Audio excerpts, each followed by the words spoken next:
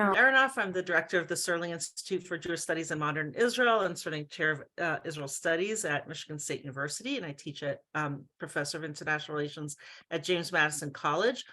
Before we get started, I wanted to thank our broad support across the university from about 6 different colleges, including the College of Arts and Letters, the College of Social Science, James Madison College, the Residential College of Arts and Humanities, the College of Law, International Studies and Program, the Department of Political Science, the Office of Institutional Diversity and Inclusion, the Asian Studies Center, and I think I have everyone. So thank you all for all your support. So we're really honored to have with us today 5, and hopefully the 6 will be joining us, Galia, prominent academics and scholars and journalists in the field who look at Israeli society and politics very closely.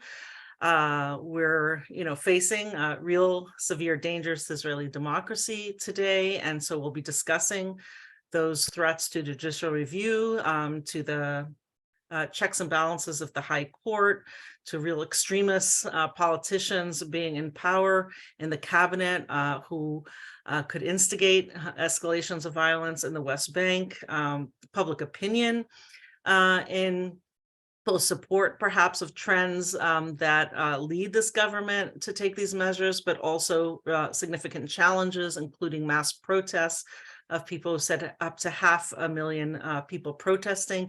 A lot of our participants have been protesting in cities across Israel. And we'll be also looking at Israel's situation in the global context of challenges to democracies across the world and real weakening of democratic institutions. I think we have a whole kind of breadth of knowledge in terms of those who are joining us today, from scholars of Israel studies who've been studying this their whole lives and reading about it every day, to students who are just learning for the first time about these issues. So I'm just going to give a couple minutes of an overview before I then pose questions and introduce each participant in the panel. Then the panelists will address each other. I'll pose them a question or two, and then we'll take questions from the audience, which you can put in the Q&A. So many of you know that the current Israeli government, which was formed December 29th, 2022, 3 months ago after the November 1st election, is really the most right-wing, most religious, most extremist government in Israeli history. And of particular concern, perhaps, is the Religious Zionism Alliance, led by Bezalel Smotrich from the National Union Party, and also Ben Gvir of the Tzma Yehudit, or Jewish Power Party. Both of them are ultra-nationalists, racists, fascists, you might say, who incite violence and pose a real danger to Israel. Ben Gvir, as a teenager, incited against Prime Minister Yitzhak Rabin, and until 2020, he had a picture of Baruch Goldstein, who had murdered 29 Palestinians while they were praying. He admires Meir Kahane. He's called for annexation, deporting those that are disloyal, not investigating settlers who could commit crimes against Palestinians, and showing even less restraint by the police and military. Many of you have read that just recently he horrifyingly called for the Palestinian village of Hawara to be eliminated, to be wiped out. And this was after settlers had what many called, people had called almost executing a pogrom against the village. And Smotrich, I think just this week, was saying that there were no Palestinian people, hearkening back and taking us a huge step back 50 years ago when Mayor Golda Meir was saying such things. So Netanyahu, who's the longest serving Israeli prime minister, had promised to constrain these extremists that he brought into the coalition. But in many ways, he has failed to do that thus far. And one of his priorities in terms of the judicial overhaul, which was to get a bill passed so that the Attorney General could not say that he's unfit to be prime minister, was passed. And so in my own past research, I've influenced kind of the ideological influences on him from the Likud and the revisionist history in Israel, kind of his lack of emotional intelligence, which has caused him to not really have an open mind to listening to people who have different points of view, or necessarily wanting to have him in a government. He often wants yes men and loyalists in his government. But he's always, and a lot of observers have always pointed to the fact of his risk aversion in the past, that he does have limits, even in his perception of what's best for Israel, that he's shown kind of a risk aversion to carrying it too far, to necessarily dragging out wars or getting into war, or to passing a point of greater polarization of the society.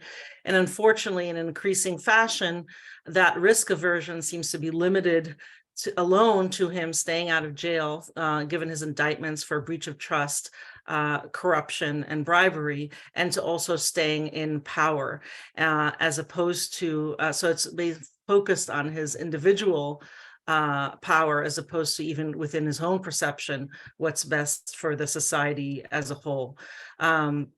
So this government is posing grave dangers to Israeli democracy, economy, social cohesion, and to even the attempt to leave a door open to the two-state solution through the creeping settlements and resettling, settlements that Israel had evacuated or that are even illegal under Israeli law.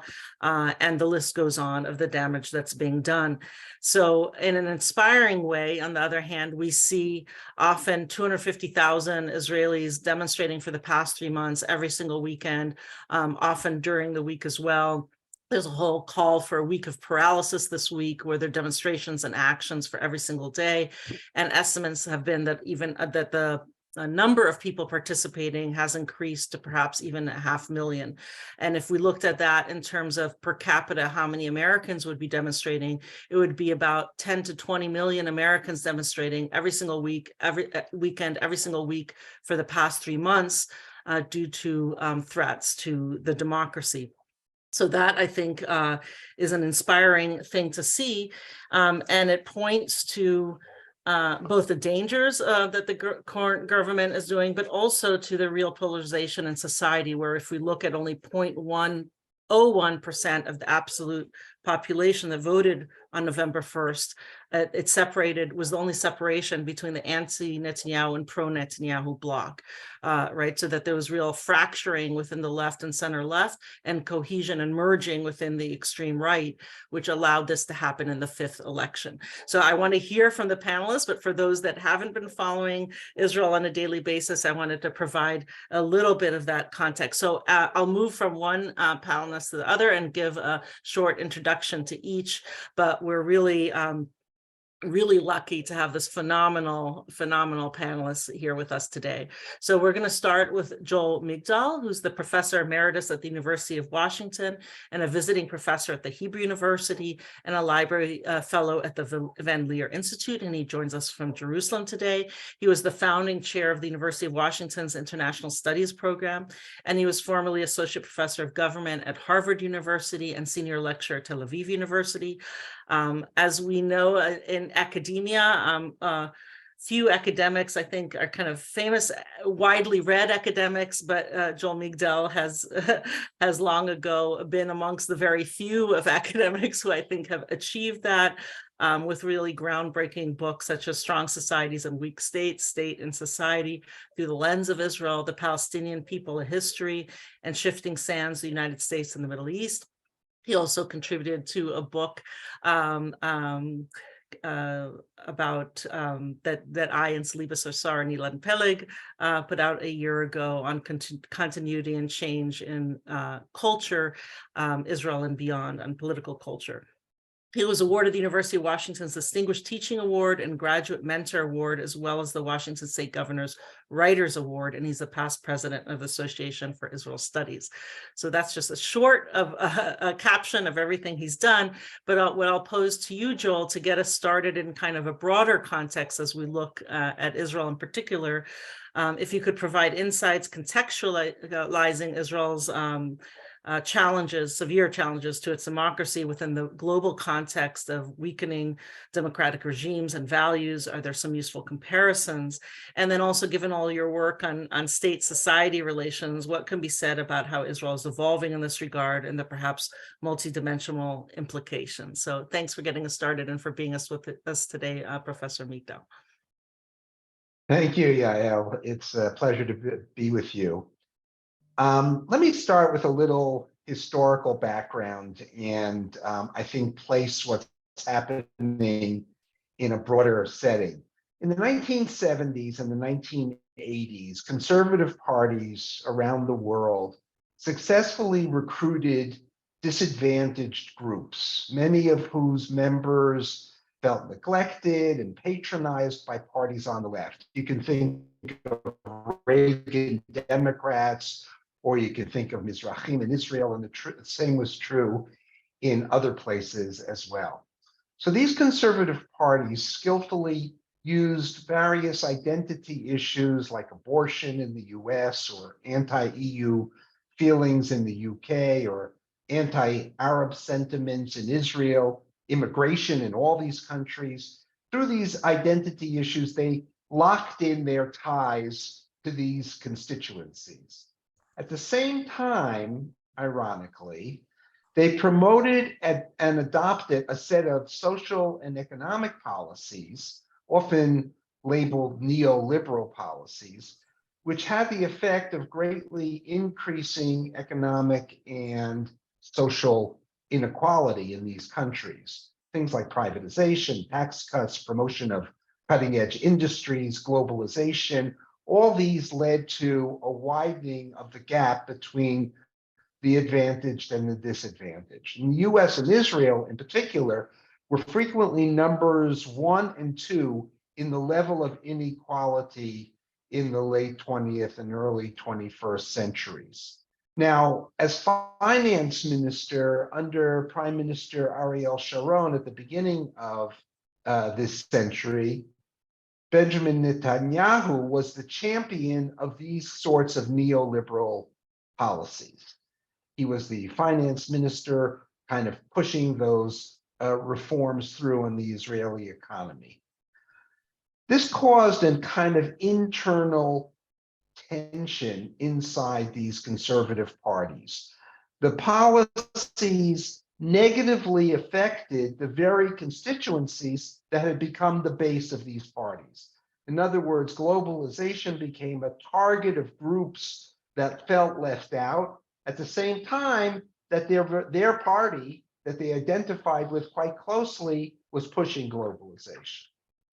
So to prevent the erosion of support from their base, these parties slowly but surely began to put neoliberalism on the back burner. This is in the 21st century, especially after the Great Recession of 2008. And what they did was they doubled down on the identity issues, what we might call the politics of resentment, and began to concentrate power in the hands of populist leaders. We saw this in the United States in the beginning with the Tea Party about 15 years ago, then of course with Trump's success in 2016. And also in Israel, you saw this shift slowly away from neoliberal policies, particularly in the person of Netanyahu, towards populism and identity issues. And this took place in Israel mainly primarily from 2015 on. So the effect was that the populist politics of resentment targeted institutions associated with the leftist elites. And it doesn't matter whether you were in Hungary or Poland or Israel or the United States, the institutions they attacked were the same: universities, the press, nonprofits, courts, and a few others. So what happened as these institutions came under attack was a kind of tearing of the social fabric in all these countries and leading to deep polarization, which everybody is familiar with, and growing threats to democracy: Eastern Europe, Western Europe, North America, and Israel as well. What was different in Israel from some of these other places was the speed with which the overt threat to democracy took place. In places like Hungary and Poland, it was a slow process. Even in the United States under Trump, it was a process that took years. But in Israel, the most difficult attacks took place over the last 3 months in what has been called a blitz of legislation. It happened almost immediately after the current government's inauguration 3 months ago. All sorts of laws were put forth. And this, in turn, led to a massive mobilization of diverse groups, very diverse groups, often with very different agendas. But since they were all facing parts of the blitz directed at them, they were able to unite in the mass mobilizations that Yael talked about. So why did the government do this blitz? In Hungary, it was a slow process of little by little. And it made sense to do it as a slow process because you would do something that would affect one group, but other groups wouldn't mobilize. If you did it all at once, you had this mass mobilization as occurred in Israel. And so why didn't the Likud and its coalition partners use a kind of salami set of tactics, slowly but surely instituting what it wanted? Well, there's no clear answer to that question, I'm afraid. But it may have been that those who were pinpointing particular elements, such as the courts or such as gays, they may have felt that Netanyahu himself was not sufficiently committed to all of these issues, to denuding the courts, to backtracking on feminist rights, to removing the autonomy of the National Library, to increasing stipends to yeshiva students, or undoing requirements for teaching core courses like math to ultra-Orthodox ultra-Orthodox schools. So they hoped to ram through their program before giving Netanyahu his get out of jail card. And the result has backfired. There's been this sustained massive mobilization, very reminiscent of the Iranian Revolution in 1979, which has led to a kind of doubling down of the most ardent supporters of the blitz, but also in the coalition and particularly in the Likud. So I'll leave it there, but I think that does give some sense of how this all came to be. Thank you so much for contextualizing that with us and looking at the speed with which it happened in Israel and the causes, some of the causes for that speed. I think next we'll turn to Professor Mohammed Wattad, Dean of the Law School, and in 2022 to 23, Vice President for Academic Affairs at Tzfat Academic College. He is senior researcher at the Institute for National Security Studies at Tel Aviv University, a research fellow at the International Institute for Counterterrorism at Reichman University, and a research fellow at the Minerva Center for the Rule of Law Under Extreme Conditions at Haifa University. From 2014 to 2016, he served as a visiting associate professor at the University of California at Irvine, both at the Department of Political Science and the School of Law. And between 2003 and 2004, he served as a legal clerk at the Supreme Court of Israel under Justice Dalia Dorner. He is the 2020 winner of the prestigious Zeltner Young Scholar Award. So he's an extremely accomplished person, and we're really honored to have you with us today. Mohammed, could you explain the threats to the power of the High Court, perhaps also in a global comparative context? Could you speak to President Herzog's compromise offer that the government rejected, the possibility that perhaps this might galvanize the country to establish a constitution in the future, and the possibility that that if the next kind of wave in the overhaul of the crisis in Israel, which would be that you'd allow a simple majority of the Knesset to overrule any high court decision that says the legislation contradicts Israel's basic laws. If that happened, would we get a situation where sectors of society would listen to the high court as opposed to the Knesset? So there's so many questions out there for you, because of course the focus of this is the judicial overhaul that's going on in Israel. So we'd love to get your insights on that. Thank you so much. Well, thank you for having me here, and thank you for this very important stage. I'm sorry that we have to meet to discuss our own tragedy in Israel. Hopefully, this is not more than a nightmare, and tomorrow morning things will be different. But to be realistic, this is not just a nightmare, and we live this catastrophe in my eyes. In Israel, we enjoy thinking of ourselves as Americans because we are a great ally of the United States of America. We enjoy thinking of ourselves as Europeans because we play soccer with in the European League. We love the fact that we compare ourselves with the Canadians simply because we have some Canadian fellows. But the truth is that we are Israelis and that we live in the Middle East, and that we're way different from all these comparative jurisdictions that I just mentioned. I'm saying so because all of a sudden, politicians in Israel have become experts in comparative law, and they pick and choose from here and there certain concepts from the American Constitution law, or the European Constitution law, or the Canadian Constitution law, and they think that it suits our Constitution law. But the truth is that Israel is a democracy, and it's a parliamentary democracy. In the absence of any written constitution, which means that in Israel, the government fully controls the parliament. And to that extent, we don't have three governmental branches, but we have only two. That is the judiciary on the one hand, and the political branches on the other hand, joined together, the government and the parliament.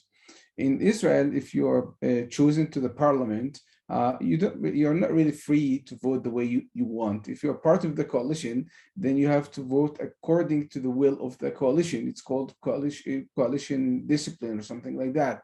So you're not really free to make up your mind according to the will of the people who voted for you.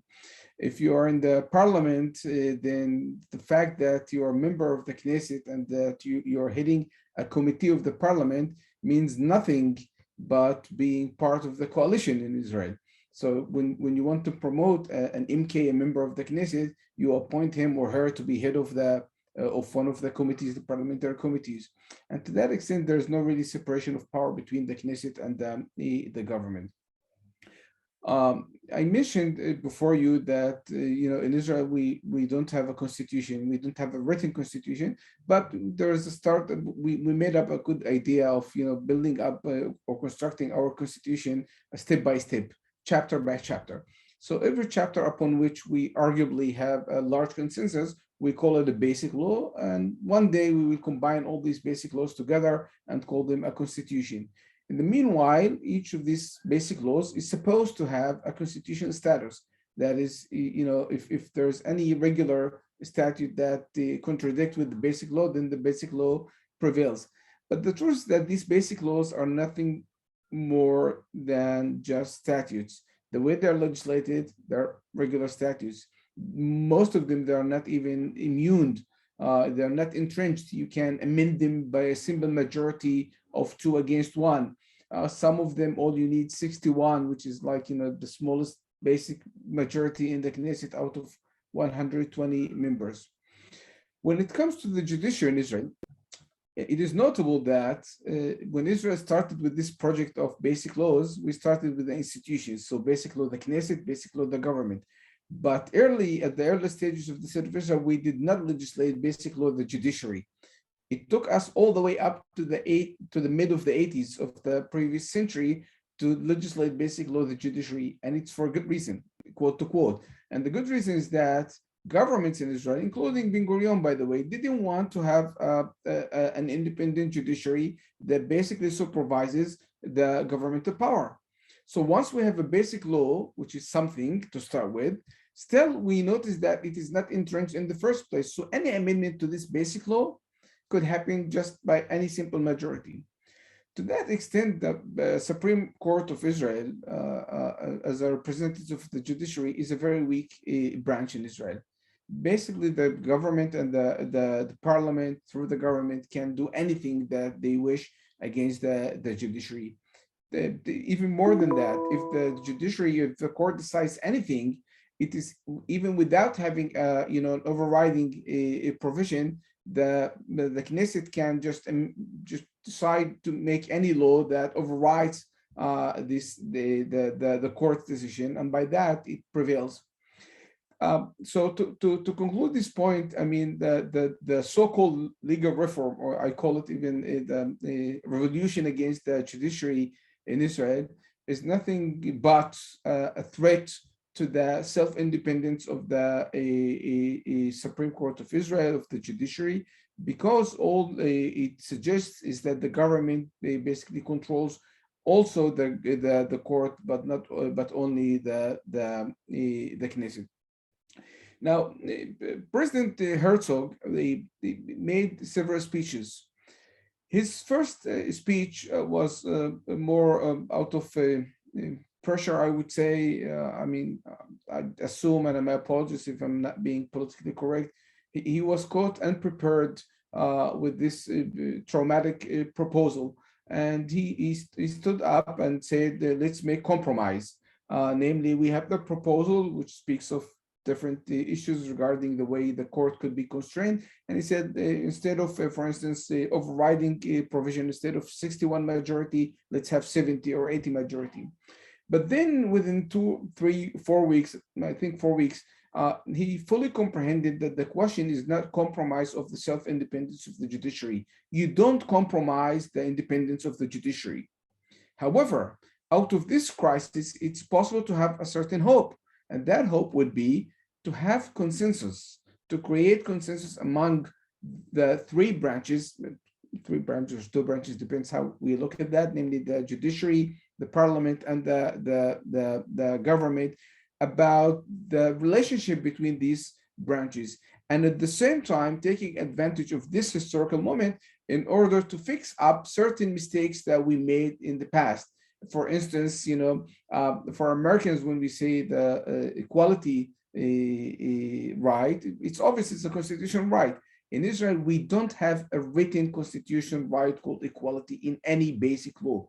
And why is that? Originally, because the ultra-Orthodox politicians had enough power in order to drop this right from basic law, human dignity and liberty, because they didn't want the Supreme Court of Israel to have the power to intervene into rabbinic courts. They wanted to keep the status quo of inequality between men and women in the status quo. But later on, I guess it's about the Arab minority in the state of Israel. So it's a great question whether out of this crisis we have a real opportunity to establish a constitution. But let me be pessimistic about that.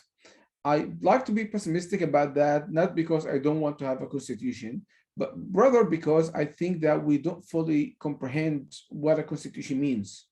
A constitution is not about, whatever the majority thinks should be, it should be.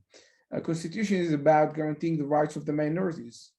A constitution is about establishing, the main pillars of this regime that should prevail for many years. I don't want to say forever, but for many years, regardless the question whether you are part of the coalition or you are in the opposition.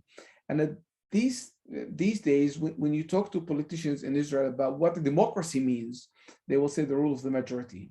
I mean, we know already that since 1945, this is not anymore the definition of a democracy, of course, not of a constitutional democracy.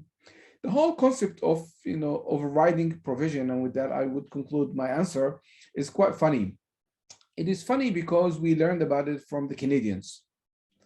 We learned it from the Canadians because we have great academic fellows, Canadian fellows, leading among them Professor Lauren Weiner from Toronto University and others, who visit Israel all the time. They teach in Israel. We visit Canadian universities, and we learned that they have something that is called the overriding provision. So once upon a time, back in 1994, we had a small, tiny problem, a particular problem concerning the meaning of Israel as a Jewish state and the religious aspect of importing unkosher meat. And instead of having, big crisis, big clash between the judiciary and the parliament / the government, they decided to adopt this overriding provision for this particular issue. And with that, we live all the way nowadays. But now it is suggested the following. If the Knesset legislates any basic law, then the court has no judicial power to review these basic laws without giving these basic laws any special, procedures to be established in the first place. They just hold the title of basic law. But if the Knesset passes a law and the court thinks it's unconstitutional, the court cannot invalidate this law unless they have a full panel of 15 judges out of 15, or with an alternative proposal, 12 out of 15. However, even if the court does that, the Knesset still have the power to override the court decision. Namely, why to go to the court in the first place? Just think about it.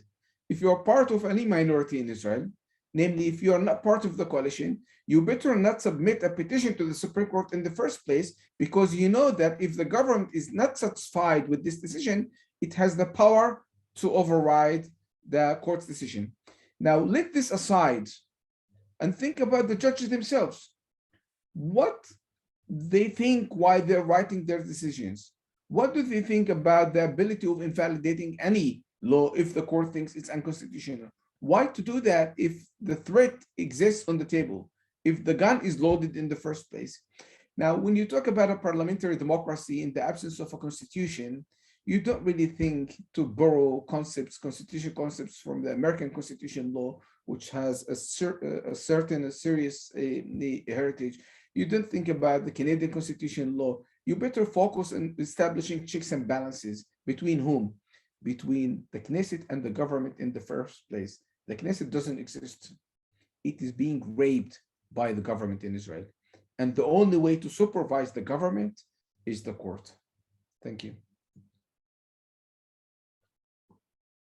Thank you so much. I think a lot of people had, previously sometimes perceived the Israeli High Court as being strong, and you made, one of many important points, just reminding people that perhaps it was weak to begin with, and that it's completely being stripped away, any power that it had, removing any incentives for people to go to court or for the judges even to rule the way we would. So thank you for reminding of this real nightmare going on.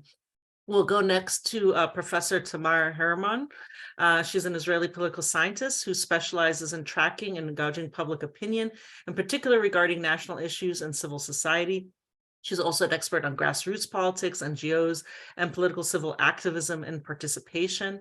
I'm not sure if Galia Galon is going to be able to join the panel today, and if she hasn't, maybe Professor Herman could also squeeze in some observations she has about the protests going on. She's an academic director of the Viterbi Family Center for Public Opinion and Policy Research at the Israel Democracy Institute, the editor-in-chief of Open University Scholar Publishing House, and co-editor and co-founder of the new academic journal Griyot Israeliyot.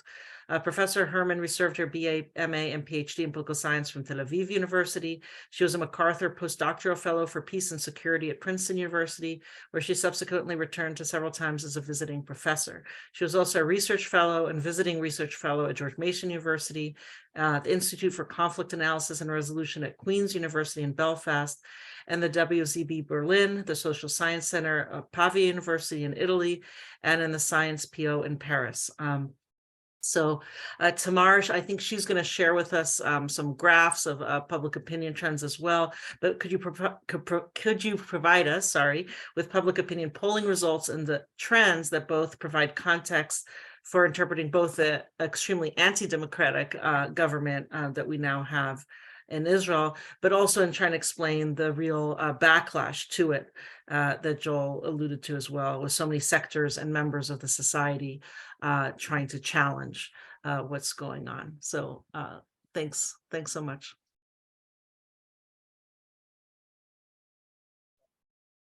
Thank you, Yael. I'm very glad to take part in this debate because we have looked at it from different angles right now, and we didn't touch upon the public opinion issue, and the public is a critical factor in what is happening now and what actually happened since we started with this crisis at the end of 2019. Because as you probably know or don't know, we had 5 election campaigns since the end of 2019. And this, of course, have a severe impact on the public and public opinion, particularly as in Israel, the public is highly politicized, highly involved in the political issues, highly interested in political issues. And in fact, this is one of the main questions that a person who meets another person in social circumstances or event will start talking about. Politics is everywhere here. And this makes things very complicated because the differences or the disagreements and the struggles that we see on the parliamentary level or in the government are actually reflected and nourished by the public behind the people who were elected or were nominated, depending on the institutions.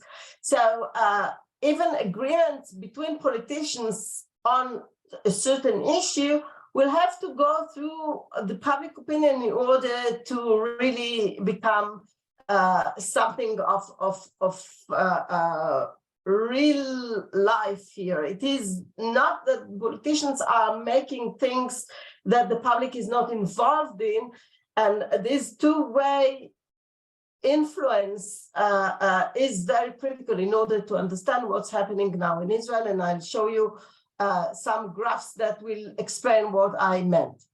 So basically what we see here is the division of the public blocks in Israel by self-definition of the Jewish sample. We started looking at this issue. I didn't start it, but a colleague of mine, Professor Asher Arian, started it in 2003, and now we are in 2022-23.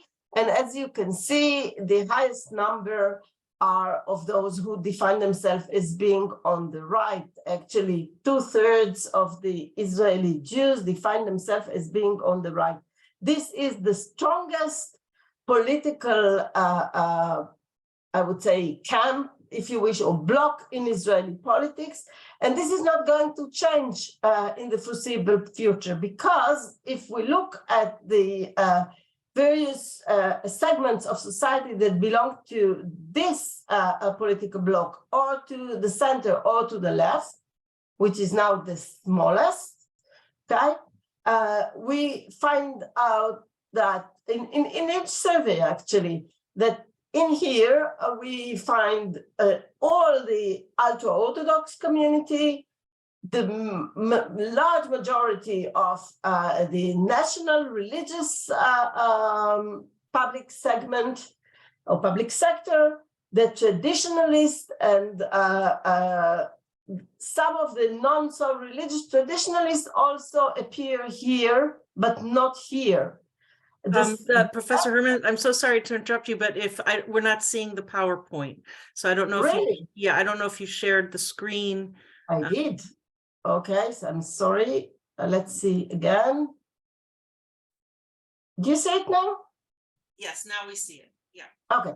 So 62%, as I said, are on the right by their self-definition, 24% at the center, and only 11% on the left. So even if we take together the center and the left, which is now in the opposition, right?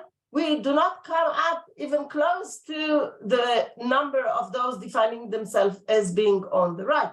And actually, these people support the government. Maybe they don't support each and every item in this judicial overhaul, but basically they support the government and they dislike the political representatives, be them parties or people who represent the center and the certain left.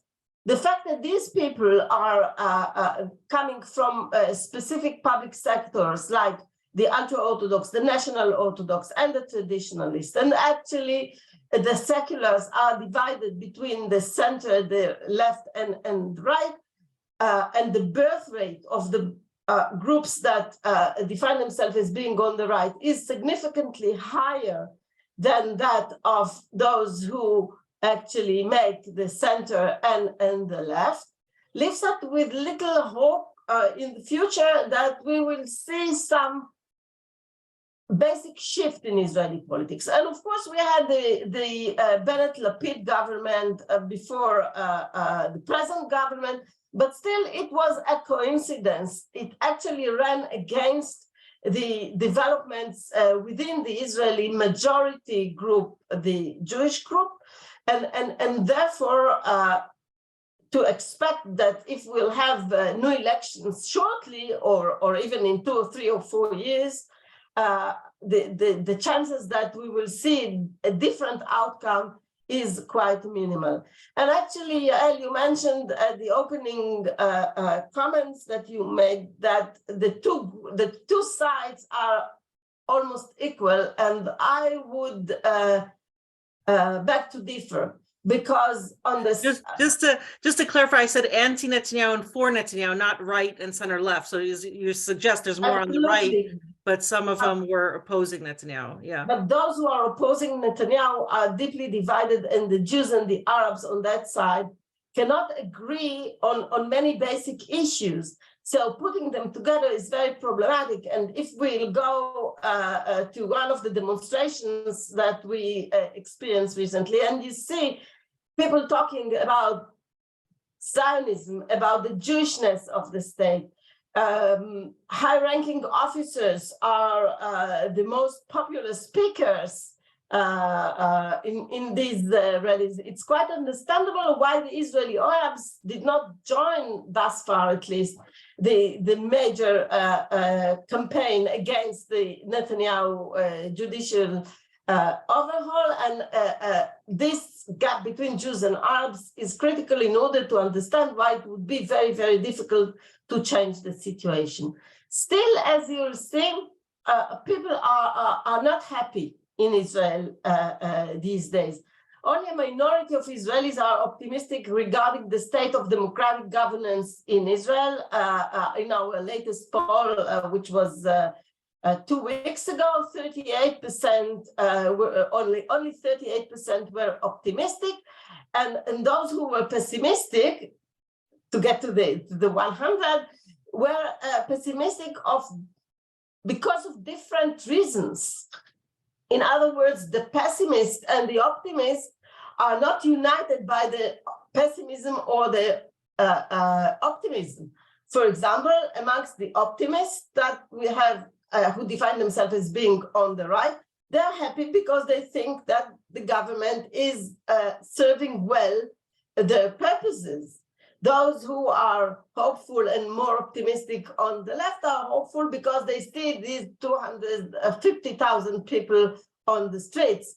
And pessimism is actually nourished by different reasons on both sides, whereas on the right side, people say that they are pessimistic because the Supreme Court is actually making decisions that are intervening in the decisions of the government to an extent that it actually prevent the government from governing. And on the other side, they think that the government is running over the Supreme Court. So they don't even agree about the reason that things are not the way that they would like them to be. There is no shared vision of the future between these two groups. And I'll show you now very quickly how much or how deep is the disagreement between as you said, pro-Netanyahu and anti-Netanyahu. We can have different titles for these two groups, but these groups are in a way similar to the Democrats and Republicans in the United States. Unfortunately, we don't have a constitution that both sides refer to as a source of inspiration or of values.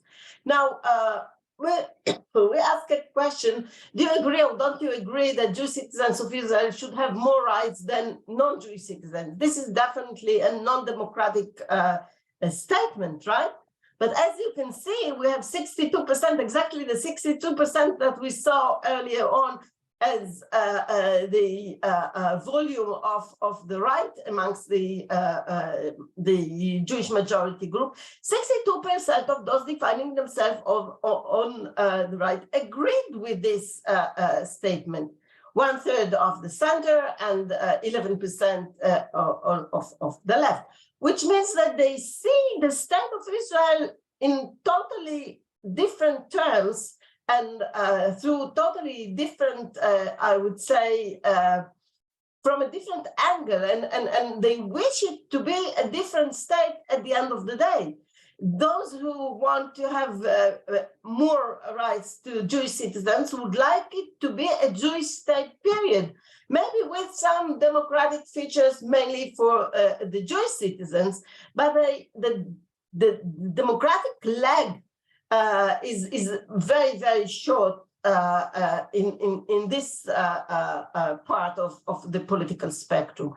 And even at the center, we have 33% saying yes, Jewish citizens should. This is the liberal part of the Israeli political back. Still, 1/3 are saying that Jews should have more rights than non-Jewish citizens. By the way, we did not say the Arab citizens of Israel in order to open the door for people to be more open about equality, but they weren't. They immediately saw through our non-Jewish citizens the Arab citizens.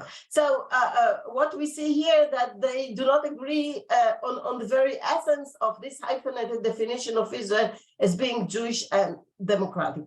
Now I'll show you a variety of issues on which they do not agree. Are you optimistic or pessimistic about the future of the democratic governance in Israel? In the coalition, we have a majority saying, yes, we are very optimistic of what's going to happen. Amongst the voters of the parties of the opposition, 86% are saying, no, we are very pessimistic of what's going to happen. So they actually see the future in totally different terms, so they cannot agree on the solution to the current crisis.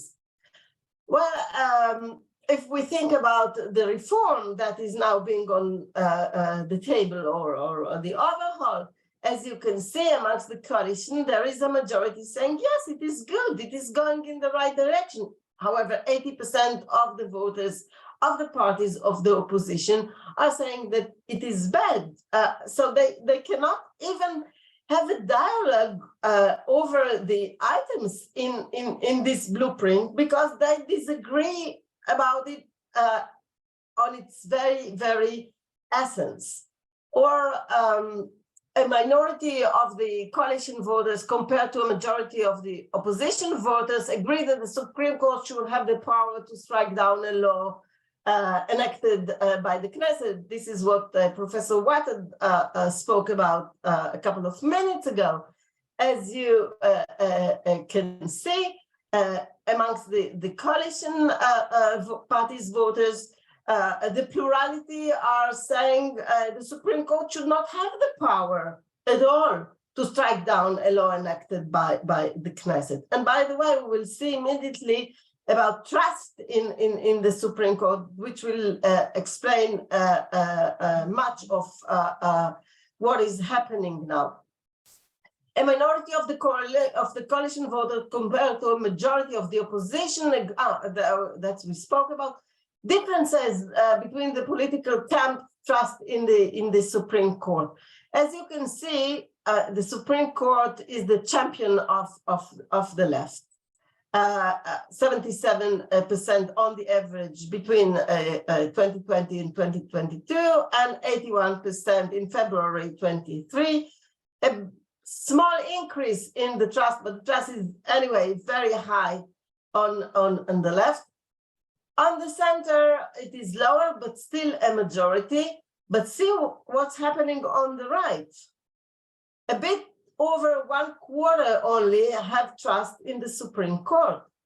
So even if this is the third branch, I mean, the parliament, the Knesset, the government and the Supreme Court, only 1/4 of the voters of the largest political segment of the Israeli politics, they have trust in the Supreme Court, and therefore they don't want it to have the authority to override a law that was enacted by the parliament. Okay, so in other words, what we see here is that the Supreme Court, which is now actually the main rock of contention, is seen through very different lenses by these three political parts. And then we go to the issue of how threatened you are with what is happening. And we ask them, to which extent do you think that you will be unable to maintain your lifestyle because of the increasing power of certain other groups in Israeli societies? As you can see, the secular segment of the Israeli public is quite apprehensive of what the future entails for the secular segment, where others are really okay with what's happening. Okay, the ultra-Orthodox, for example, less than 1/5 are afraid that something bad is going to happen to them. This explains, for example, the participation in the protest. The participation is based mostly on political orientation of the left. Actually, when we try to figure out how many participated in at least one of the protest activities, we got something between 19 to 20%, 1/5 of the population, which, as Yael mentioned earlier on, is very high. But as you can see, most of the participants are people coming from the left, which is the tiniest political segment of Israeli public, Israeli Jewish public, okay? A bit more at the center and very few on the right. And as I mentioned before, the identification with one of these political blocs correlates very strongly with people's level of religiosity. This means that here we see many secular people also here, but of here, there are no Orthodox people. So if they tell you that in the protest we see people of all walks of life in Israel, this is something that we should aspire to have, but this is not the case right now. It's pretty homogeneous. You have secular people, you have highly educated people, you have better off economically people here. In Jerusalem, you see more religious people, but not in the largest gatherings in Tel Aviv. So the present crisis is actually taking all the divisions that we see in Israeli society for years and now put it on the table rather than below the table. Still, and there is a beacon of hope for me to end my presentation, we see that the majority would like to see a dialogue about the legislative proposal and attempt to reach some kind of compromise.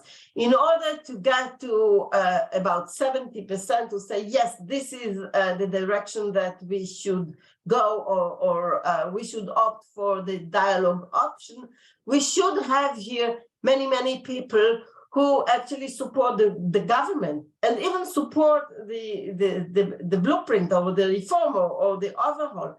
But this is something that keeps me somewhat optimistic, that although the politicians are reluctant right now to discuss the matter, particularly those on the side of the government, but also the leadership of the opposition and the protests are not very open to a dialogue, certainly not for a compromise. And we heard before that one shouldn't compromise about the status of the Supreme Court, but still On the grassroots level, the desire for some understanding is very strong, and this makes me more hopeful than my previous numbers make me when I look at the situation right now in Israel.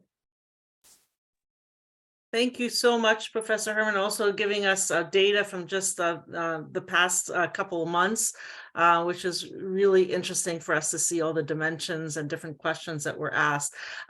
Next, again, I apologize that Galia Galon doesn't seem to have been able to join us today. So next is Professor Alon Tal. He's had a career balancing between academia and public interest advocacy.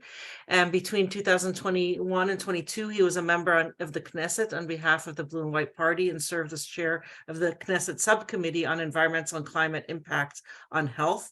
He's a professor in the Department of Public Policy at Tel Aviv University, and he's held public appointments at Stanford, Ben Gurion, Hebrew University, Otago, and Harvard University, and has been a continuing visitor at Michigan State University, which we're extremely thankful for. He founded several environmental organizations, including Adam Teva V'Din, the Israel Union for Environmental Defense, and the Serling Institute. He served as deputy chair of the International Jewish National Fund and co-chair of Tzafuf, the Israel Forum for Population, Environment, and Society. Between 2010 and 2013, Tal served as chair of Israel's Green Party, the Green Movement. So, Alon, you have interesting perspectives on the current threats to democracy and the efforts to challenge those threats from both an academic viewpoint and a kind of insider viewpoint of someone who served in the last Knesset and who doesn't serve in this one, but testified against the legislation in the current Knesset. Are there any reasons at all to be relatively hopeful in this very dire situation that Israel's in, looking in the short or immediate term in terms of preventing the new government for continuing to weaken Israel's democracy? And again, someone who tries, although it's an extremely depressing situation, to hang on to any kind of string of hope that there is. When I was looking at Professor Herman's graphics that really depressingly showed that 62% of the Israeli population right now, even if they don't support all the legislation, basically support the new government. But it also showed that, this was the case, that it was an even higher, 62, 63%. Let's see, I wrote down, I don't want to get us I wrote down the date, sorry. It seemed to, let's say about 10 years ago, be about the same levels. And then it decreased to 30% in terms of, let me see. I don't know, there seem to be huge fluctuations in those trends on some of those questions, even up to 30%, which gives me hope that there could be a future flux in despite demographic changes. But I'm just trying to hang on to things here. So as Herman ended with, Professor Herman ended with, in terms of the final statistic, in terms of people wanting dialogue. So let's turn to you, Professor Tal, and if you could give us some of your insights on well, thank you, Yael, and it's really a privilege to be in such an esteemed panel. I'd like to start with thinking a little bit about the political dynamics which inform the present battle in the parliament, because I think that's very important, particularly if we want to be up to the minute as we look for those one or two additional Likud members of Knesset who might actually force Netanyahu to freeze the present legislative process. It's been said, and I think that Mohammed said it very, very clear, that Israel doesn't really have a classic separation of powers. In theory, ostensibly, we do have three branches of government, but there is this sort of, I would say, a merger of the legislature and the executive branch. And I want to kind of highlight the dynamics there as somebody who was sort of working in that context. Legislatures typically have two functions. One is to pass laws, that's the legislative one, and the other one is to have oversight. Turns out the Israeli Knesset is a world champion in terms of at least the bill put forward by Knesset. I put in, I think, 30 or 40 proposed laws, and even though many of them won't pass, in fact, probably none of them will, the Israeli legislatures don't hesitate to do that. Where we're extremely weak, maybe the worst in the world, is on oversight. In other words, there is a dynamic in the committees where when you have a minister who's executive, you're sort of trying to hold back, the members of Knesset who are in that individual's party, or sometimes even in the coalition, are very, very reticent to express criticism because they're ambitious, because they would like one day to become a minister themselves, or maybe be head of the party. And by annoying and going against the conventional wisdom in their party and the positions, they know that they actually endanger their political future.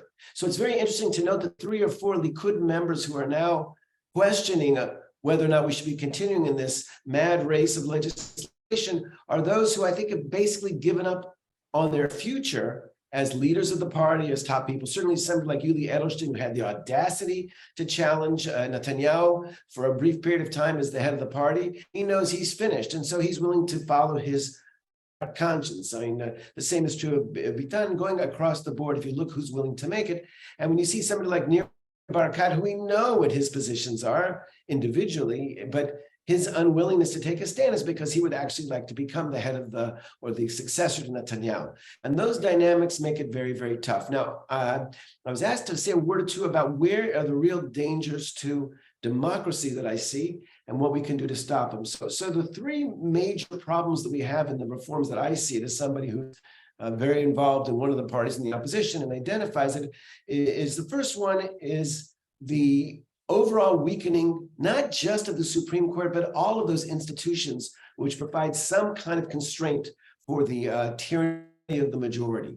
And so indeed, a Supreme Court which doesn't have the same kind of powers it does today to disqualify laws which damage constitutional principles or human rights is a weaker Supreme Court.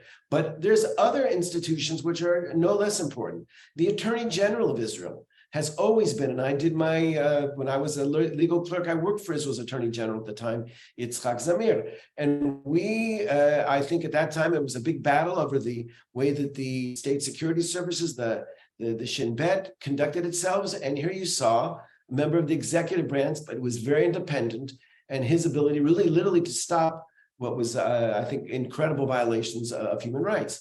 And today, the attempt to disqualify, to create, to delegitimize the Attorney General is extremely worrisome, even to divide the position up into 2 different jobs, so it'll be weaker. So that's another one. We also look at, with great concern at the legal advisors. The Attorney General has representatives in every executive branch, lawyers who are technically paid by the ministry that they sit in, but their professional and ethical guidance comes from the Attorney General. They are the representatives of the rule of law. And one of the laws which floats around, there's about 140 of them, to change the way we work this, to allow those representatives to actually do political appointments, much like other countries. It's not the only place. So that those people wouldn't feel that their boss is somebody who's very concerned about making sure that the democracy is preserved. Those are very, very, I think those kind of concerns, not just for the Supreme Court, but for the entire system which keeps Israel on the rails from a democratic perspective. The other thing is that the second point I'd like to make about democracy is that I was taught, I had an undergraduate degree in political science before I studied law. But one of the sort of axioms is it's a government of laws and not men. Nobody is above the law. And what's happening in this new wave of legislation is we're seeing that indeed Israel is going to have special personal legislation which will give people the ability to be above the law. One of those is Aryeh Deri, the former Minister of Interior, who's been convicted twice, and the attempt to actually prevent the Supreme Court from disqualifying a politician is a great concern. Another law, which we don't talk about much, but I think it's extremely alarming, is a law which would allow politicians to receive gifts, unlimited gifts, from all kinds of sources if they needed it in their work. And that's, of course, in order to enable Bibi Netanyahu to get 5 million shekels to fund his legal defense, which is doing a very good job of stalling his court cases. So those kind of laws really question a fundamental axiom of democracy, which is that even elected leaders have to abide by the law. And the third, and maybe the most, I think, disconcerting thing, which is, I think, actually a lot of people on the right wing find it problematic, is this we are going to change the constitutional norms of the country, the essential rules of the game that allow us all to play together with a very, very slim and majority. The way it's change the way we pick judges, it'll be by 2 votes at most, okay?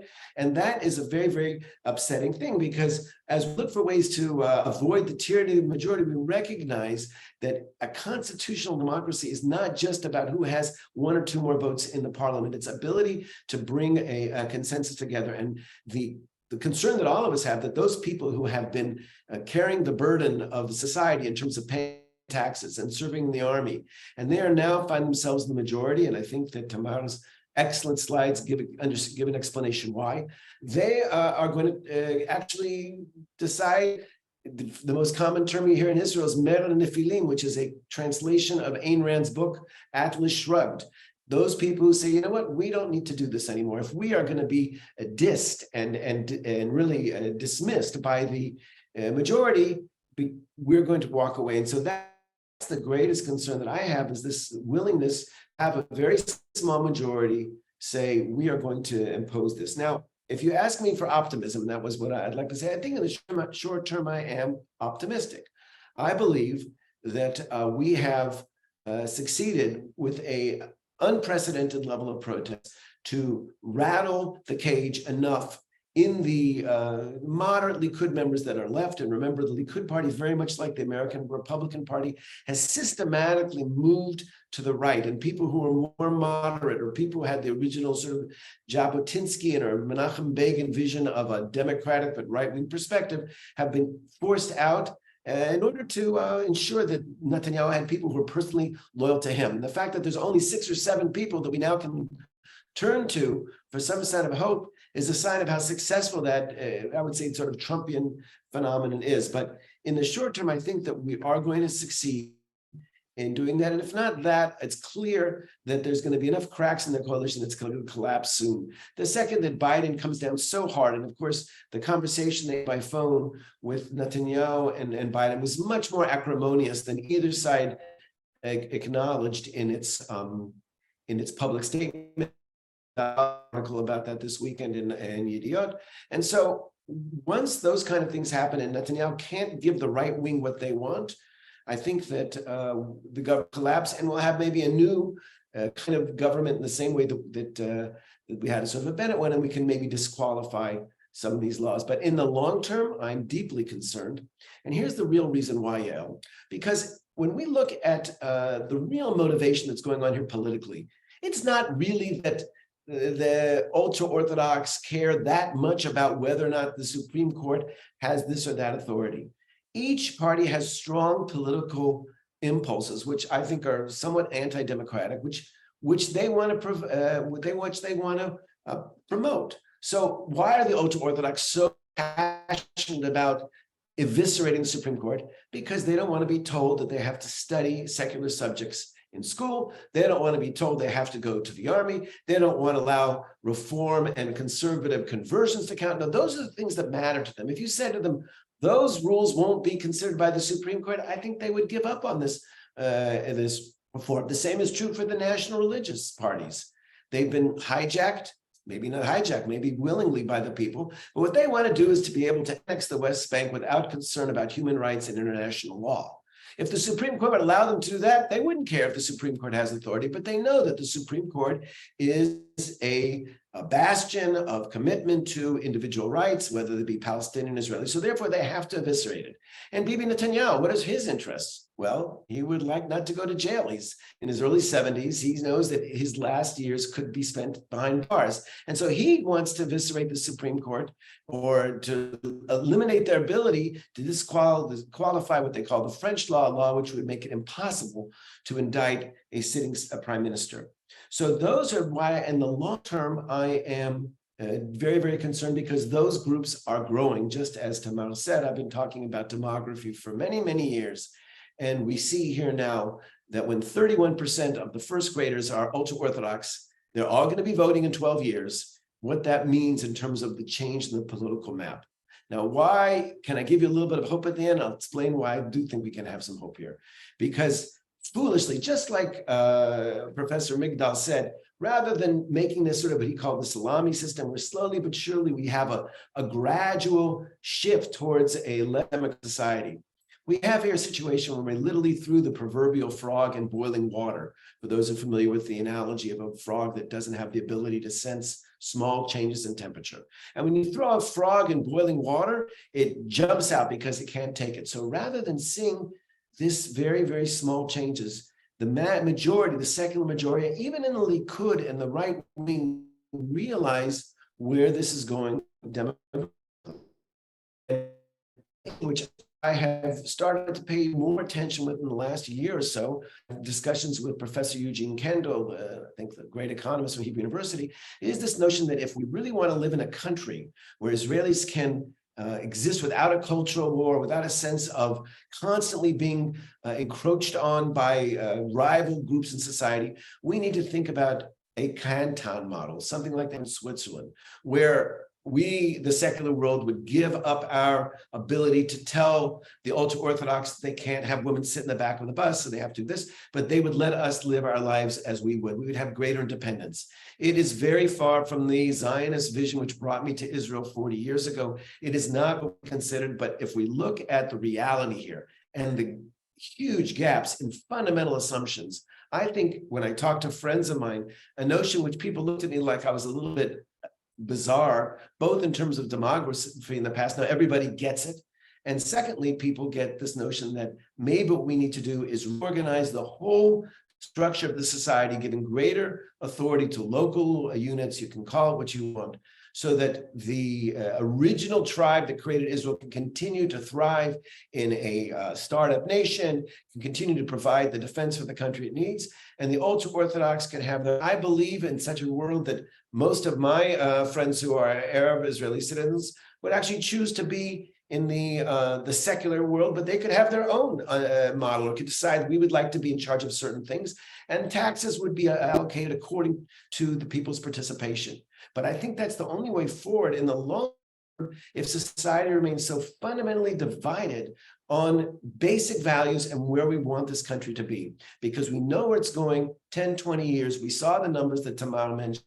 They don't bode well for those of us who care about a liberal democratic society. So while we have still a strong numeric majority, and I think a consensus, I think it's time to think about some real basic changes which may allow us to live without this really tragic cultural war and avoid a loss of the Third Jewish Commonwealth. Something you hear all the time is that all the Jewish states only lasted about 80 years, and we're now at 75. I think we can do better. I think we've always been pragmatic. I think that most of the people in society are not as extreme as the political leaders who abuse the existing societal tension to their own advantage. But I think we need to start thinking big in terms of changing the way we organize ourselves if we want to live in a harmonious Israel in the future. Thank you very much. Thanks so much, Alon Tal, for your insights and creative potential structures that probably most of us have not thought seriously about. Our last speaker for the panel, and then I'll offer one question for the panel. They'll address each other, and then we'll turn to some of the questions that are already in the Q&A, and please feel free to add to those questions. Amos Harel is one of Israel's leading media experts on military and defense issues. He's the senior defense correspondent for the Israeli newspaper Haaretz, and he's covered Israeli security affairs for the last 23 years.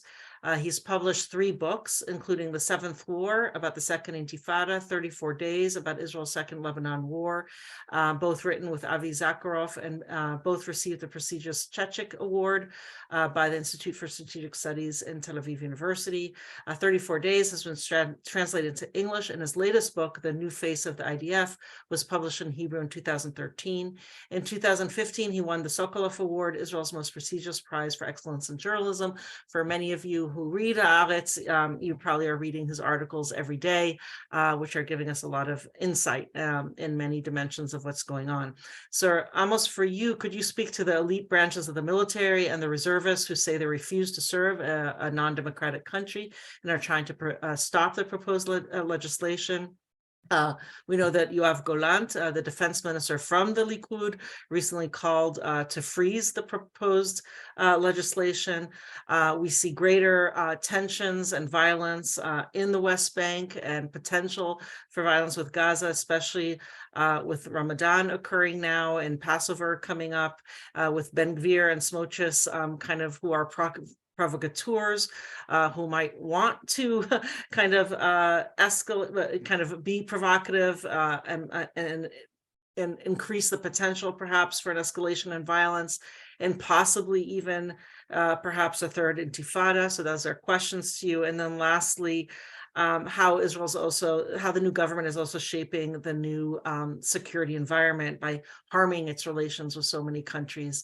So there's a lot on the plate for you, but you're writing on it and thinking about it on a daily basis. So we'd love to get your insights. Thank you so much. So quite a lot to talk about within the limit of minutes. Thank you for the invitation. So as has been mentioned before, the army is very much at the heart of this debate. There are other debates about the fate of Israeli democracy, about the different laws that Netanyahu government is trying to change. But the military has a bigger share than maybe many people would have expected. We see retired army personnel and also reservists leading the protests in many ways, being very, very active since the beginning of the crisis about 2.5 months ago. And we also see, as Yael has mentioned, how some of the pressures are directed towards people with a military or security background. You've mentioned Yoav Gallant, a former general in the Israeli army, almost became a chief of staff a long time ago, and now defense minister. But also Avi Dichter, another minister who's at the heart of the debate right now. Dichter is a minister who showed some remorse about possible laws being passed in the last few days and suddenly changed his mind this morning when it turned out that it could be the next defense minister if indeed Netanyahu decides to fire Gallant. So the army, not only is this at the heart of the debate, there's a lot of use of your military background, military service, past as a reservist, different roles you're playing and so on in the debate itself. And of course, the army's top brass is extremely worried about the consequences. I think it has been mentioned before, mostly pilots were leading the way. Now, if you look at the way the Israeli Air Force is built, pilots and navigators who are reservists actually play a huge part in its operational day-to-day activities because of their experience, because they've been through so much, because they're usually older and have a lot of knowledge about technical and operational matters. They're actually part of everything that's been done in the Air Force. I can't give you the actual number of pilots and navigators, but I can say that a very big percentage of them are actually signing those letters saying that they will stop volunteering if indeed those laws pass this week. And some of them have already taken action by refusing to appear to Miluim, to reservist duty. So this can have massive effects on morale in the Air Force and the military, but also, perhaps more importantly, it can have a direct influence on the army's preparedness. And as you know, Israel, considering Israel's neighborhood, a lot is done on a daily basis by the Air Force, whether it's all kinds of mysterious attacks behind the lines in Syria or other places in the region, or Netanyahu's pet subject, those preparations for a possible strike against the Iranian nuclear project. So a lot of this depends on reservists, and these reservists are suddenly saying for the first time, look, we're not going to be part of this. We consider ourselves volunteers, but we're volunteers to defend Israeli democracy. If Israeli democracy turns into what Orban called an illiberal democracy, or perhaps even, God forbid, a dictatorship, then we're not part of this show anymore. The crisis has become so huge that it actually persuaded Gallant, who is both a Likud member, and many people have always perceived him as somewhat of a political opportunist. It has even persuaded Gallant to show some courage here and to stand up directly against Netanyahu. There was a famous U-turn on Thursday night But then on Saturday night, last night, he actually said publicly that he would oppose the laws being passed right now and called for a freeze and for a national discussion for the next few months. And this, Netanyahu has not reacted directly, but those leaks about Dichter perhaps replacing Gallant were immediately sold to the press. And don't be mistaken about this. If indeed Gallant is replaced, pushed out and replaced by Dichter, there will be a fallout. There will be hell to pay in the eyes of those reservists. And we'll see more and more people not only signing all kinds of refusnik letters, so to speak, but actually taking action, meaning stopping their military service. This is a big deal. It could even affect the professional army. It could affect Mossad and Shin Bet as well. I think a lot of people are considering resignation right now, and this is something that Israel has never encountered. If I look at the Chief of Staff, Herzi Halevi, or the Commander of the Air Force, Tomer Bar, or Nen Bar, the head of Shin Bet, they can't talk with the predecessors about this because none of those people have ever experienced anything like that. This is the single most serious crisis, domestic internal crisis that the security apparatus has faced, in my view. All of this, of course, is heavily connected to what's going on outside of Israel.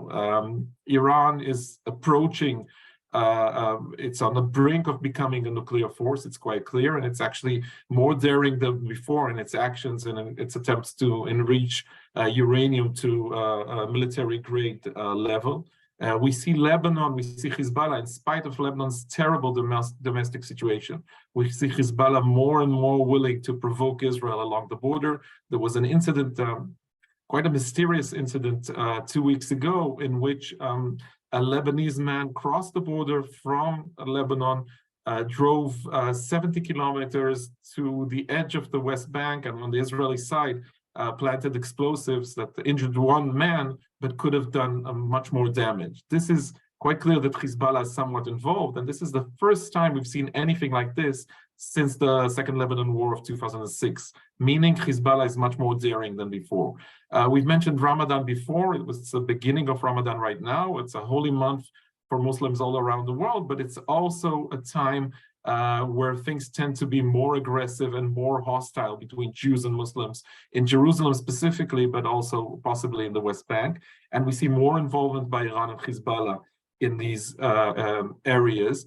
And the greatest fear is that those opponents of Israel, whether Hamas, Hezbollah, Palestinian Islamic Jihad, or more than anything else, Iran, would perceive the current situation in Israel, the domestic crisis, as an opportunity to strike at Israel, or at least provoke it, presuming that Israel doesn't have the leverage or the space for maneuvering that it usually has. Because of the domestic crisis, perhaps the government would not act as aggressively as usual. And this is what the intelligence branches have been saying to the ministers for quite some time. This is what Gallant has heard from those men. And when he tried to convince Netanyahu to let those officers speak to the security cabinet, and Netanyahu has forbidden him to do so. So this is, again, it's a major issue because this is something that both the public and especially the cabinet ministers need to know. As you've mentioned, the current situation has also affected our relationship with friendly neighbors and other friendly countries, whether it's the US or Europe, or also some of our newest friends in the region, whether it's Bahrain or the Emirates, or to some extent Saudi Arabia, although this has been going on behind the scenes. All of those countries are now very troubled by different developments in Israel, some of them concerned about the fate of Israeli democracy. I'm not sure that this is the top priority for the Saudis or the Egyptians, but they're worried about something else, about Israel becoming unstable and about right-wing extremists being part of the government and playing huge roles inside the political process. Again, Alona's mentioned that before, that this whole issue, we wouldn't have been sat here today on a Sunday afternoon, your time, if it hasn't been because of Netanyahu's legal problems. All of this has to do with Netanyahu's attempts to save himself by any means necessary from reaching jail in the end of the legal process.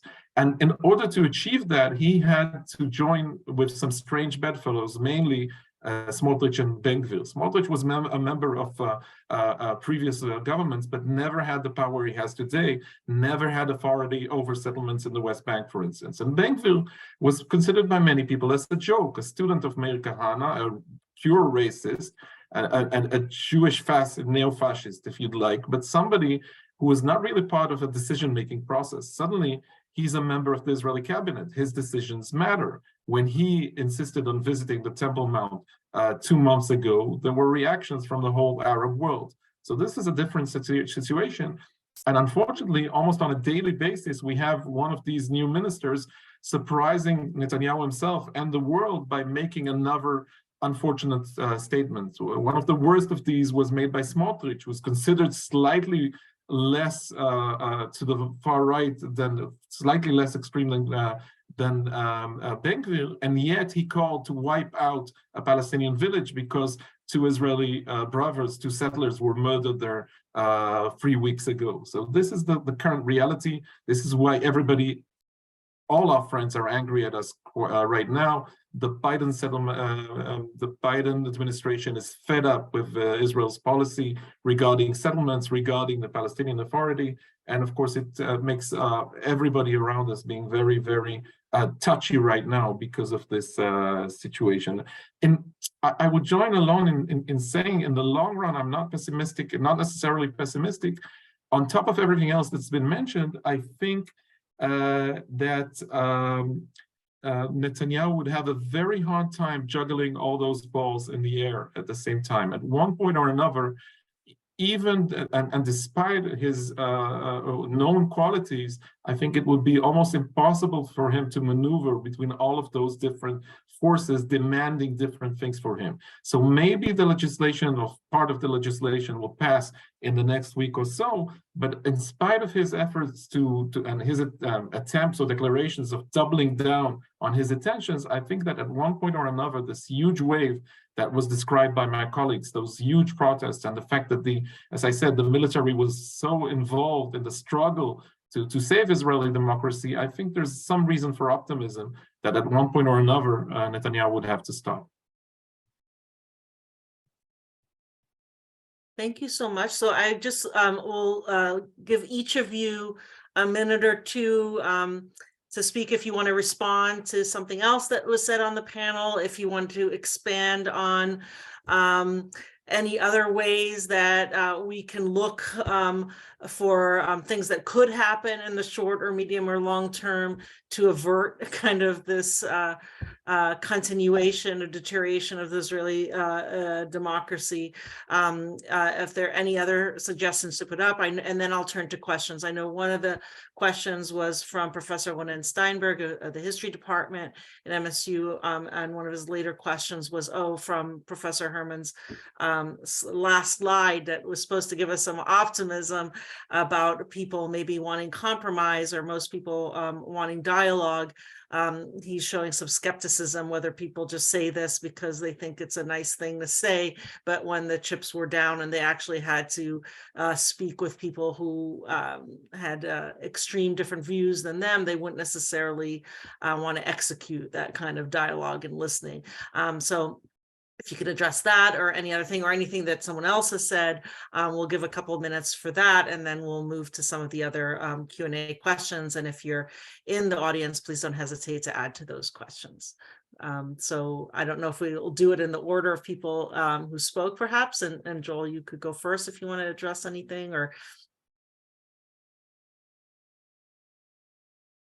Okay, yeah, just for some quick points. One is we're in a very fast moving situation. And it's very, very hard to tell where things will fall.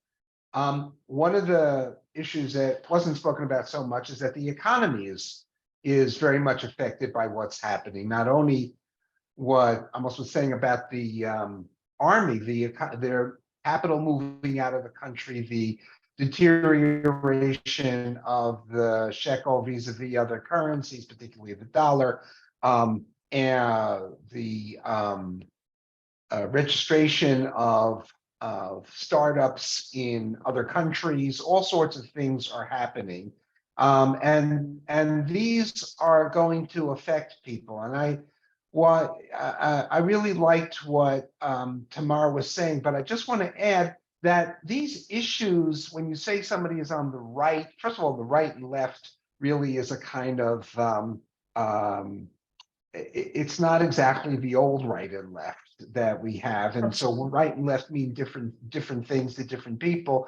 Also, the salience of issues differs. People may say something that they're against something or for something, but the salience of different people saying that differs considerably, and therefore people may respond differently to breaking points. And the only other point I want to make is that within each of these subgroups that we've been talking about, they've been called tribes in Israel, there are a lot of strains, and the fast-moving situation exacerbates the cleavages within. Within the Haredi community, there are those who want to, a serious number of people who want to have math and English in the schools and in the elementary and high schools. There are Haredim who are now going into higher education, and others who are disputing whether Haredim should go into higher education. And the same is true of almost every single group that we've mentioned. There are strong differences, and the dynamic of what's happening now may really make things fall out in ways that we don't expect. Professor Herman, would you like? I'd like to refer to the question of the dialogue. I think that people are really troubled of what is happening. Be them on whatever side, there is a very heavy stance here that something is very wrong with what's happening. We hear from psychologists, we hear from hotlines, we hear from all over that people are really concerned about what's happening. More than angry, they are concerned and frustrated. So indeed, sometimes when you sit with a person of different opinion, it's very difficult to get to any understanding or to a concrete suggestion of what to do. But the sense that we should do better in discussing these issues are all over. And if you go to, I visited Yerucham a couple of weeks ago. All people around me there were of different political views, of political affiliation, of different ethnic descent. They were all either religious or traditionalist. Still, there was an urge on their side more than on mine to try to get together. And therefore, I think that when people say that they really want to have a dialogue, I think that this is an authentic desire, because no one really is happy with what's happening. So I'm not sure that a dialogue would be fruitful. We had hundreds of dialogue groups with the Palestinians, and it didn't last in a peace agreement. But there is something here that really pulls people together. And the external threat, of course, is also something that intervenes in this sense that it's urgent to get to some understanding. I totally agree that left and right are not the right label, but we didn't find, I mean, throughout the years, there were many efforts to find other kinds of terminology in order to separate, but people know where they are. I mean, we can call it X and Y, we can call it green and yellow, but people know which camp do they belong to. And it comes out immediately when you talk to a person in Israel. Surely you know that, Joel. And people are not hiding it. I mean, it's part of the identity politic that you mentioned. And my last comment is on something that wasn't discussed here, but is very critical. There was a lot of talking in the past about the elites that are actually governing the state, even if they do not win the elections. And this sense is getting much, much stronger these days because of the protest and the people participating in the process and the people who are donating money for this campaign, which is very, very costly. Okay. And of course, the pilots and you name it. So there is a growing sense in significant parts of the Israeli population that no matter who wins the elections, these elites, these power groups are actually controlling what is happening. And if, sorry, the entire plan would, for whatever reason, collapse, this sense of center and periphery, people who have the power and people who have not, will create a different reality, socio-political reality in Israel, and maybe even trust in the elections will be totally eroded, because if it doesn't matter who wins the elections, because others can influence the course of events, we should take it also into consideration that it will deepen certain cleavages that are here, but are not that salient at the moment. They may become much more salient in the future. Professor Wattad, would you like to make any additional? Yes, please. remarks? Yeah. No, thank you.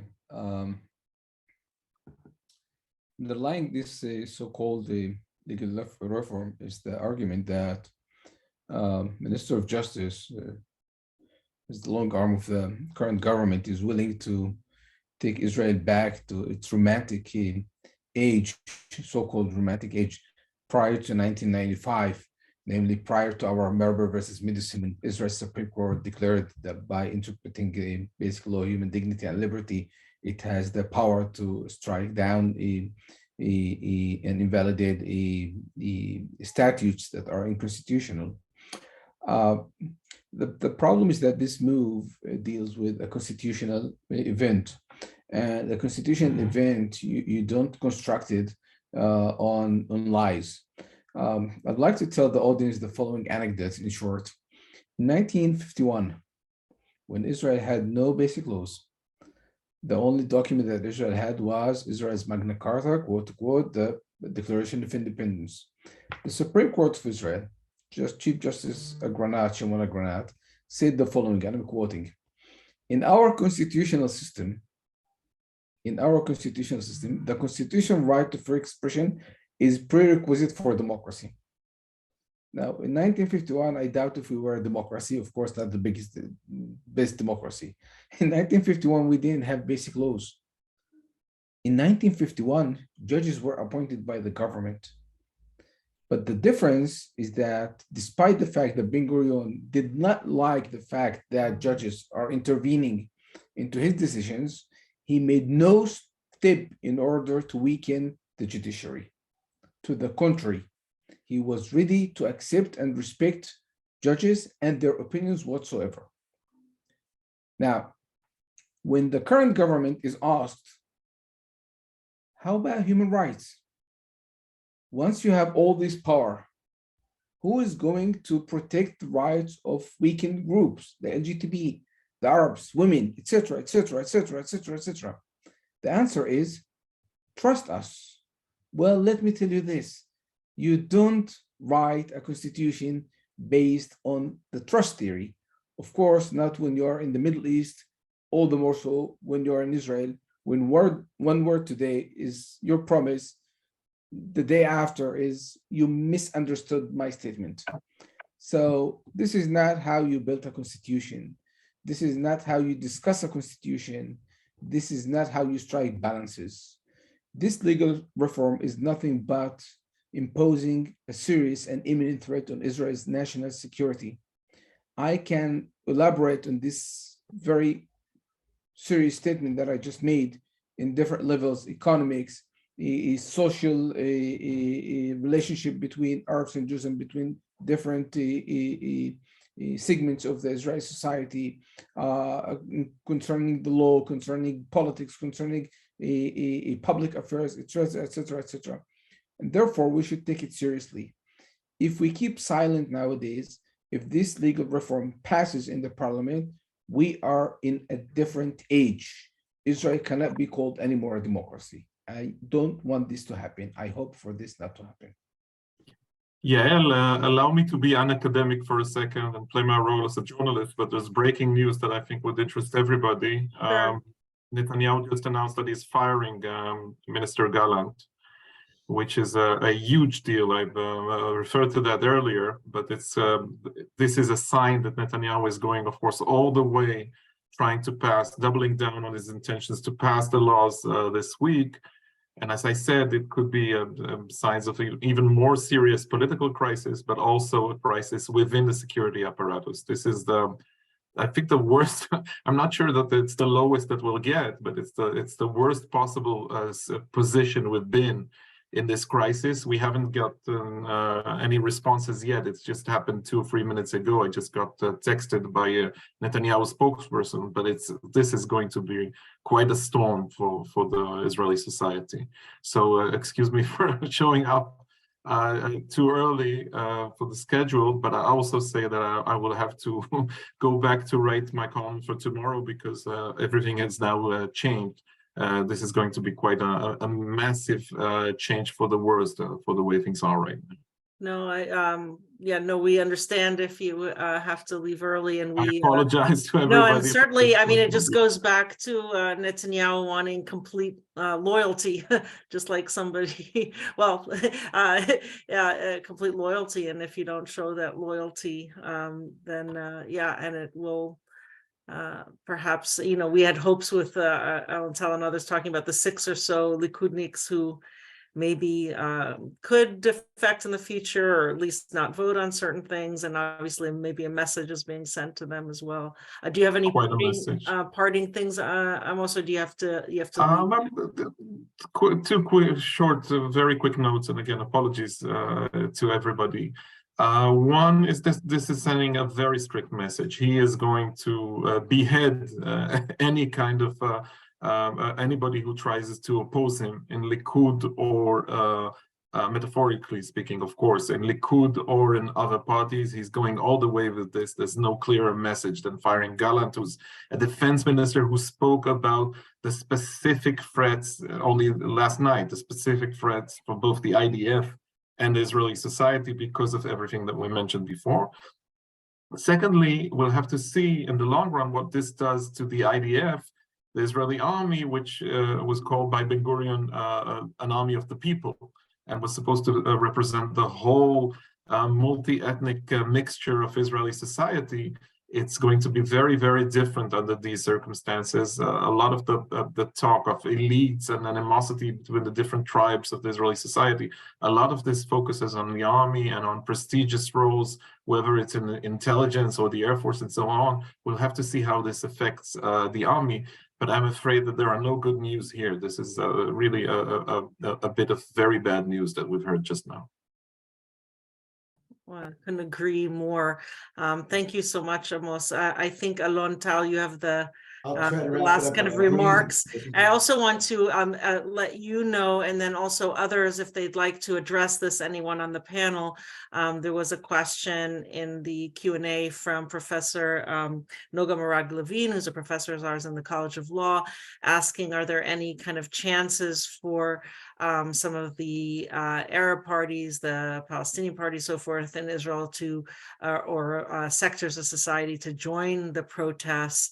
And could that kind of increase their influence? I know Professor Herman talked about perhaps some of the reasons that that they're not, but if anyone would like to address that, and then anything else, Tal, go ahead. So just 2 comments on this issue of what is right and what is left. I had an interesting experience during the campaign when our party merged with Tikva Hadasha, the New Hope Party, a right-wing party. And the most fascinating thing, I mean, first of all, you get to know people in a different context, was the consensus that Bibi Netanyahu was not a right winger. And as they define the right wing, none of them, individually, not as a group, I spoke to them, none of them seem as a right winger. They seem as somebody who's a moderate and much weaker on these other issues. So that one could argue that his positions are really motivated by his own political impulse for survival. But it does lead me to the conclusion that if we really want to have hope for the future, and we need to leave this with hope, I believe that once, if it would ever happen, that we'd actually reach a final arrangement with regard to the territories, then this right-left distinction, which has sort of polarized Israel so much, would all be completely discarded, and we'd start anew. Because when you think about things, when somebody like Sharren Eskel is in our party, she and I agree about the environment and legalization of cannabis and a million other things. We just don't agree about the West Bank. So there's a lot of things that would change if that would happen. The last thing I want to say is maybe it's sort of a put on my activist hat, and I think that this is a fateful moment for everybody who cares about Israel. And I know that there's this big question about what is the role of Jews who live outside of Israel, who may not be citizens. Do they have a role in the present crisis? And I would argue that they do. I would say that they have a responsibility to step forward. There's been a lot of criticism about some of the high-tech people who are saying they're going to move their companies out, or the economic sanctions. They said, oh, you're like BDS. And I say, it's not like BDS. It's the opposite, because the BDS, the movement to boycott Israel, is there basically to destroy the state of Israel as a Jewish and democratic state. And here the impulse and the desire is to save Israel. And therefore, if any of you feel concerned about what's happening in Israel, and you have connections to, politicians in Washington or AIPAC, or even better, politicians in Israel, I think this is his time to make your voice heard. The fact that Smotrich faced a protest in Washington, that Bibi Netanyahu was protested in London this weekend. These are important statements. I think that we're all stakeholders together in this experiment, this third Jewish Commonwealth, and that those who care about Israel need to step up now, because it may be too late otherwise. So that's my call for activism. Thank you so much, Alon, and to each of you. Maybe I see kind of the two last questions, because we may not be able to get to all of them, and I apologize for that if we don't. But the two last questions were, again, the last one was, what if the override laws get, the first, second, third reading and get passed, and then the High Court disallows it? What can we expect, and what are the repercussions of what we can expect from that, which is, people say could happen in the early summer. Some of you know better than me when that might happen next. And then again, that prior question, if anybody wants to address whether there's possibilities for more Arab citizens of Israel to join the protests, and whether that would increase the impact even more. I mean, we see these trends of that Professor Herman showed us, even from just January data to February data. There was increases, at least in the left and center, in terms of participation. We saw just in the past few days increases in participation. Can we expect, especially with Amos's news about Netanyahu firing his own defense minister from his own party, could we see kind of a continuing increases levels of protest, which might include also Arab or Palestinian citizens of Israel? And then what perhaps might that avert, or what the potential of that would be? And if that fails, again, what if the High Court overrules that new legislation? What might we expect to see? And anyone who would like to join in, just join in, because we might not have time for all of you. Go ahead, Professor. I think I saw Professor Atad, and then Professor Migdal, and then whoever else would like to join. Go ahead first, that's fine. Okay. Professor Migdal, go ahead, please. Oh, thank you, Professor Whitehead. No, I just wanted to say that if the law passes and the court then says this is an invalid law, it's unconstitutional, and the Knesset says, well, we just, in fact, negated your right to say that, you have a full-blown constitutional crisis. And it actually may come to a head earlier than you implied, Yael, because when Netanyahu made his spoke on Thursday night, he basically ignored, based on a law that was just passed, this conflict of interest, and that he was supposed to recuse himself from any issues having to do with the judiciary. And now the Attorney General has said that what he did was illegal. And if the court, in fact, backs that up, you have a full-blown constitutional crisis. In most constitutional crises that occur around the world, we have a lot of experience from Latin America and elsewhere. The question is where the elements of force, the police and the army, will fall. And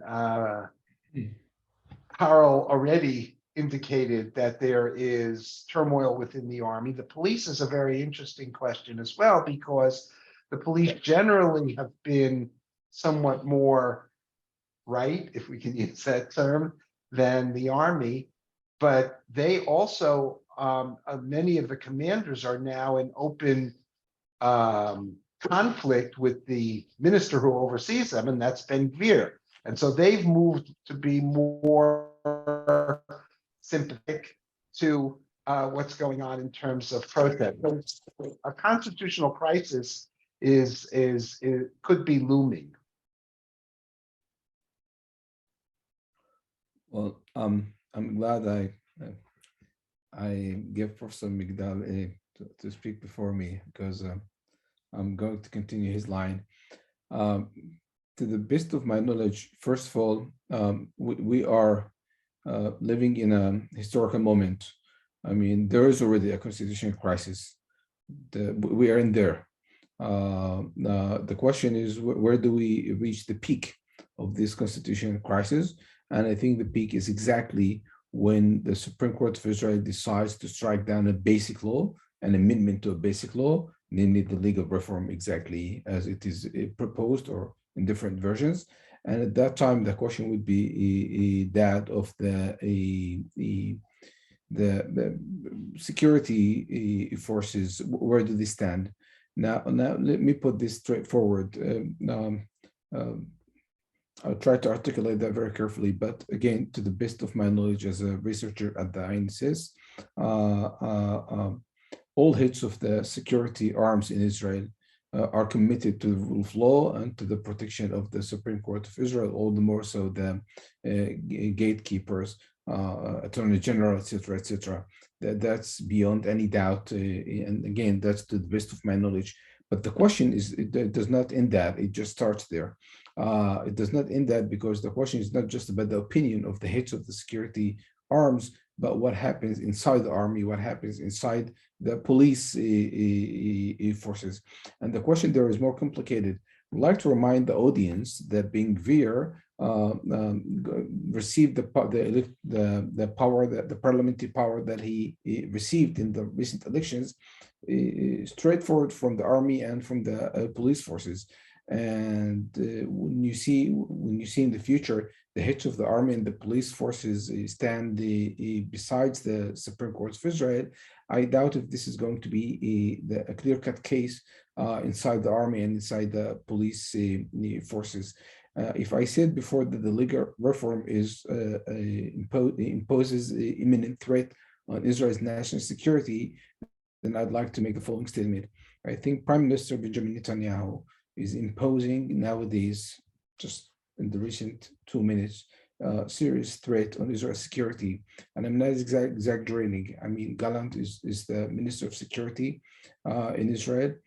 We all know this way or the other what kind of security threats we are facing.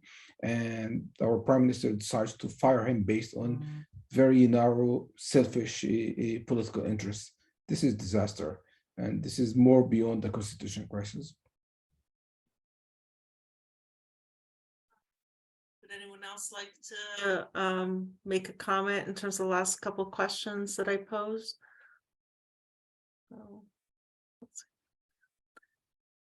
Well, thank you so much for joining us. I know all of you, I think all of you are joining us from 7 hours later where you are, and you've had a very, very, very long 3 months. And I know that many of you are participating in all those demonstrations. So thank you very, very much for when you're dealing with so much at that late hour to share with us your perspectives and insights.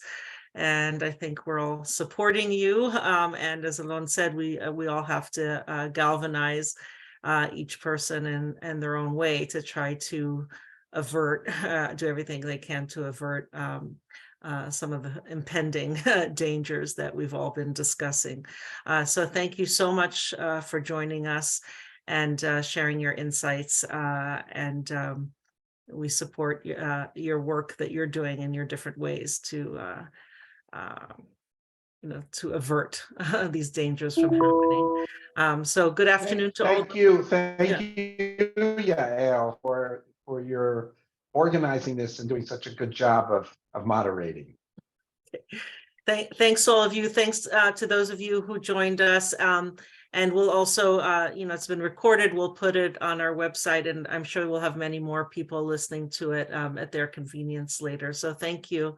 Thank you so much. Yeah. Thank you.